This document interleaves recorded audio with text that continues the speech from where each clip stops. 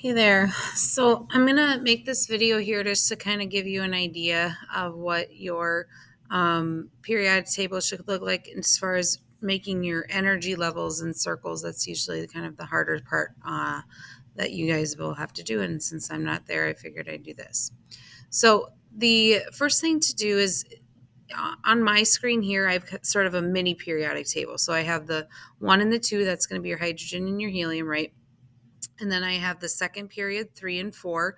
I'm missing a bunch of elements here in the middle, but that's just makes it easier for me to work with. And then I have 9 and 10. And then I have periods 3, okay, period 3 here. So there's a total of 8 elements in there, 11 through 18. And then period 4 would include 19 through 20, all right, or just 19 and 20.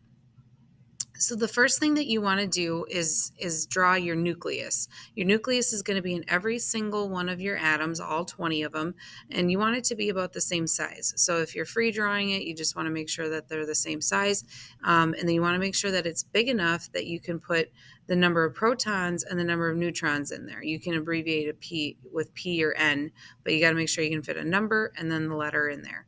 And you want to make sure they're about uniform in size. If you're using the compass, you just kind of make a circle about the size of maybe a nickel. And then you're also welcome to use items up from the front table or the front cart. Again, this will be your smallest circle, so you don't want to go too big. Nothing really bigger than a quarter to begin with. So you'll take that size circle and you're going to repeat it in every single box. So if you kind of watch how I have this set up here, you'll see what ends up happening. So if I take that and I draw my nucleus, they'll say it's about that size there. Okay, I'm going to take that same size and I'm going to put it here in spot number 2 or box number 2. Now you want to keep it about in the same spot. You don't want your nucleus to be too high up because you'll run into problems because you need to put some information up here. You don't want it maybe too low. You do have to have some other information down here. So middle, to middle bottom is fine. So then you continue that into the second row and to the third row. So every box gets a nucleus.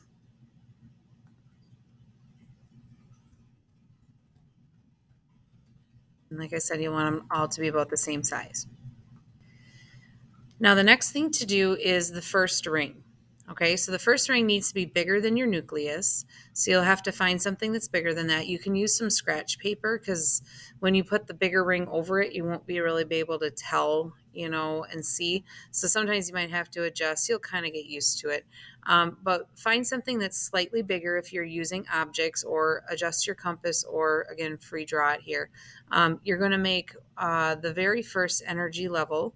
So all of the when we look at the first energy level, we find that in all of the rows as well. So again, this first circle is just for your nucleus, but all of them are going to need one circle around that for their first energy level. Okay. Now row 1 will already will be done now. Okay. Rows 2, 3, and 4, they also are going to have more energy levels. Row 2 is going to end up with 2 energy levels, and row 3 is going to end up with 3 energy levels, and row 4 has 4. Now, instead of like adjusting your compass each time, or putting down your item, I would just take that item that you used for your first ring, the actual ring, not the nucleus, and just take that and go right on through, all the way through the second period, all the way through the third and fourth period. All of these are going to have one ring at least. So just take that and kind of put it around each of your elements in row or period 2. Same thing with period 3. All are going to have at least one energy level. In period 4, you need to draw that one energy level there too. So right now, all my elements have one energy level. Again, it's that second ring that you're drawing. Now, row 1 is done. You're not going to add any more energy levels to row 1 because that's all they have. Row 2, 3 through 10, they're going to need 2 energy levels, right? So right now you just have 1 because that first one's the nucleus. So if you go ahead and add another ring to each one of these, again, what I would do is just do the whole row. All of them are going to get a whole nother set or a whole nother ring. Okay.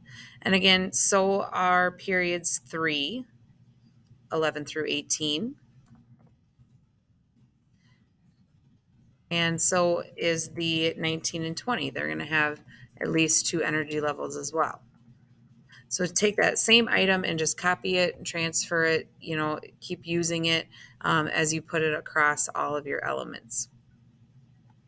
So now row 2, 3 through 10 should be done. They have 2 energy levels and that's it.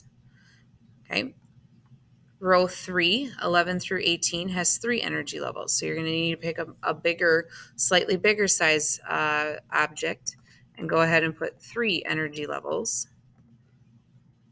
around, or another ring around elements 3 through 18. And then again, you're going to also do the same thing for 19 and 20 since they at least have 3.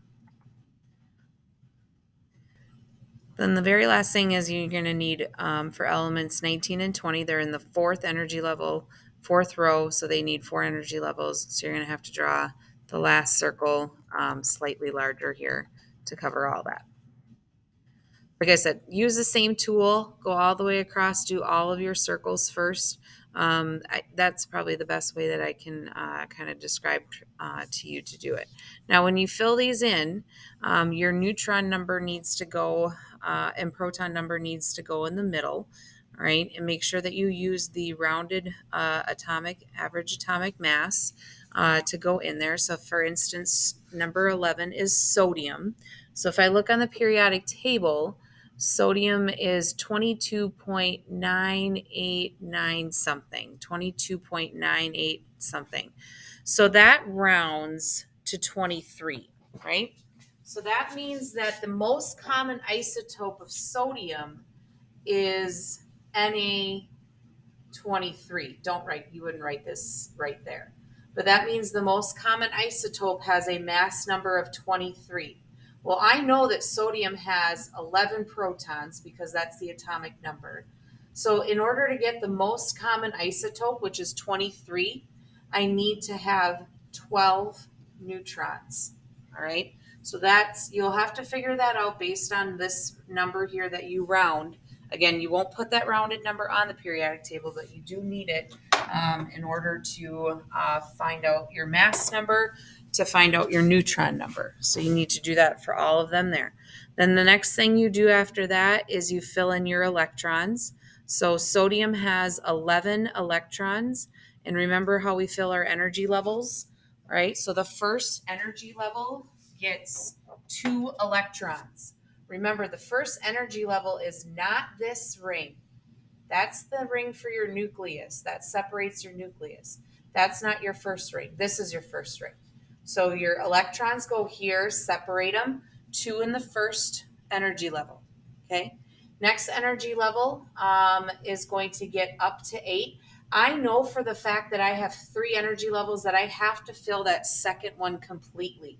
So you can go ahead and draw in 8 electrons here in the second energy level, reminding yourself to space them out. So 1, 2, 3, 4, 5, 6, 7.